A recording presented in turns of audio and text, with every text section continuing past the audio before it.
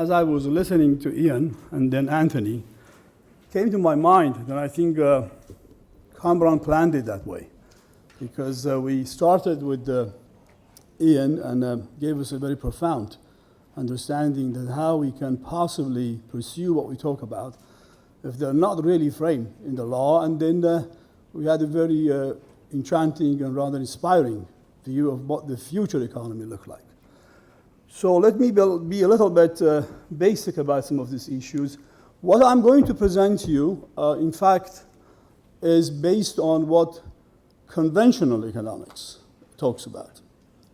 I must really mention that I do have my own share of criticism of conventional economics, but for the moment, for this particular occasion, I'm going to stay with it and prove to you that even based on conventional economics, the way that we're talking about calculation of our cost, and in particular, the cost of renewable energy, is totally flawed. Even we will stay within the premise of what known as neoclassical economics. So what I want to do, I want to really put a few questions and try to answer them. And then in answering them, pretty much show to you that what we really generally believe, I'm sure that many of you don't, but a lot of people around the world do, or they hear it all the time from the media, that well, it's great to have energy from sun and from wind, but they are very expensive.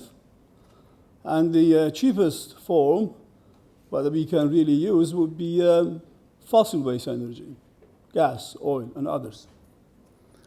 That's really one part of my talk. The other one is that I think I should really refer that to you, Ian, that should really one generation make decision when it really affects the life of other generations for many years to come? And do we really have any basic laws anywhere around the world that you can actually take someone to court, litigate, that what you're doing is going to really harm future generations? And then a very basic question. We talk about territories or regions, a country, another country, and I think Paul's wonderful vision of how arts can really go over all these artificial borders. Do we really have any borders for environmental degradation that we have? So with these three and a little time that I have, I'm going to be using my time efficiently, Kamran, don't worry about that. So let's start with the neoclassical paradigm. We talk about market efficiency. I teach economics. I've done it for maybe about 25, 30 years. And we talk about, what goes really to cost.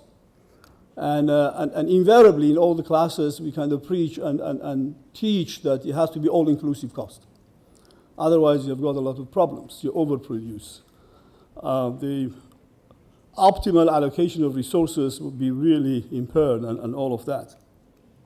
So what is really cost? Cost, the way that I really define it, is everything we give up to make a decision. If it is measurable, if you can see it, call it implicit cost. If you can see it, and sometimes you cannot measure it, or you wonder how we can get there, which I think for economists is very good to listen to scientists, because there are a lot of ways that we can measure cost that we don't want to listen at all. Maybe we could really have a better grasp of what is called implicit cost. And then we come and say that efficiency is really totally ignored if you have, an underestimation of the cost, which I believe we're doing it all the time. So the other thing about the conventional economics is very, very important. We really think about property right? When I say we, I'm not particularly talking about myself, but I'm really putting that hat on. So I want you to kind of quite get that, the way that these conditions, that kind of discussion is really developing. So we talk about property rights, but we also know that for many of these issues that we talk about, we cannot really define property right, because two things really come in doing that. One is that difficulty in defining, distributing, and enforcing property rights. That's one of the issues that come up with property right. The other one is the cost of creation and operation of the markets. And quite honestly, many people, when you look at it without kind of reading the between the lines, they don't probably get it quite the second part, which is called high cost of creation and operation of markets, which means basically eats up the profit. There is no need for even you to be there. So that takes us to very, very basic analysis of market failure. We have market failure in many of these respects. Many of these fields that we talk about, they're not really marketable. Quality of air, river, ocean, all of these things that we're talking about, they're not marketable. There are no really market laws there. The economic degradation is failure of market and governments. Why governments? Because when you don't have market, you need government for two things. One is that to do what you should do, which is the production of public goods and services. Absolutely, according to neoclassical conventional economics, you have to have that. And the second one, if you have a market that doesn't operate and is inefficient, then you have to harness it. You have to have what is called, again, in conventional economics, second best, which means that you don't have the market forces there, then you have to create a mechanism within which the so-called market can operate. We don't do either of them. And that's, again, I'm not really talking about any new vision. I'm talking about vision which is at least 150 years old. So let's continue with that paradigm. So what do we really have? Simple. Externalities. Huge amount of externalities. Externalities are cost to third party, counting that the one who buys, the one who sells, the two parties, so it means the other. And the only simple rule in economics, again, this old conventional neoclassical economics, is that you have to internalize externalities if you're hoping for efficiency. Do we do it? Do we even try to do it? No. The answer is no. What we do, we keep talking about free market, but we know too well that doesn't exist. Simple. It's just deception, really. Now, the true cost of extracting oil from oil and gas. We don't really count externalities at all. We pretend that they're cheaper. And then we don't really put. And by the way, these rather cheap sources receive enormous amount of subsidy, which means a simple calculation. If you don't miscount cost, if you take your subsidy away, they are much cheaper to have them from what? The natural forces, sun, for others. Now, let's go, and that was the first part. I haven't seen the clock yet, so it means I haven't reached 10 minutes yet. Now, the other thing is about legal arguments for rights of the future generation.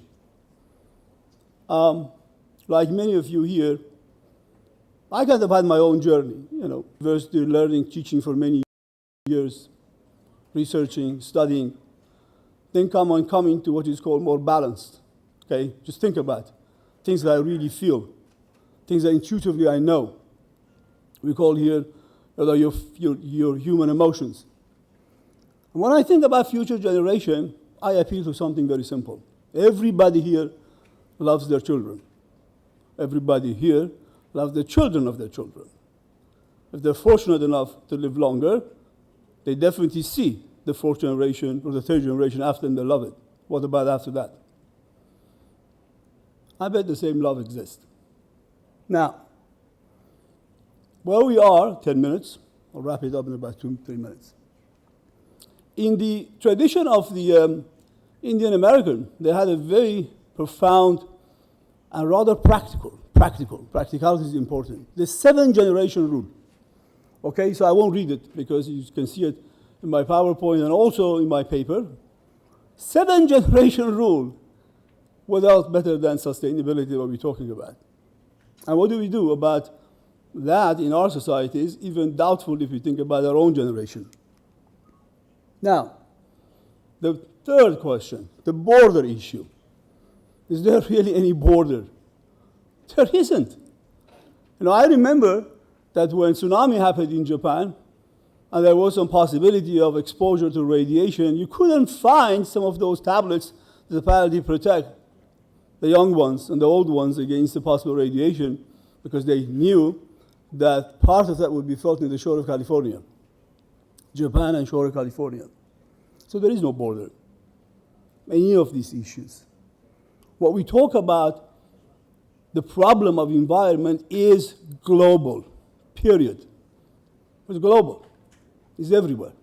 If you start somewhere, it goes there. In fact, like many other things in nature, things are global. So, here is the ugly things that, I think, Paul, you mentioned that. The atmospheric CO2. So we kind of passed it round about before 1990, really. It's kind of threshold level, 350. And this was actually taken like this, last month when I was coming here. So we are in 392 ppm, and you can see the slope of that line hasn't changed, despite all international gatherings that we have. So echoing what others have said earlier. So where that takes us, it takes us a very alarming picture of the future. And what is that? People first, they didn't say there was any scientific basis for any of these discussions. And then when the scientific evidence became evident, they totally actually ruled it out. They say that, well, it's their modernization, industrialization, economic growth, and all of that. And so that really put that all aside. But what we know is this, sure, we do know that there are changes in the environment. Again, I have to really skip a few slides fast and furious. But if you really look about it, yes, there are forces of nature that brings about. And again, as I have said in my presentation, in some of these places, maybe I have to go back, we have definitely know that over tens of thousands of years things will change. But what is changing is not in thousands of years. What is changing is even lucky hundreds. And we know that without a shred of doubt, this fast change, this problem that we're going to face is not because of the natural forces that bring changes in thousands of years. These changes are our economic way of living and managing our life is bringing about. And that is destruction of human being. Fair and square. With that, I did have some way to really go about it. What do we do? And I think I highlighted about 12 steps that we can do in order to bring our house in order, to bring our mind in order to create a better relationship with Earth, in order to use better science in economics, in order to do what we are called to do, and we have to do it if we believe in ourselves and the future generation to come. Thank you.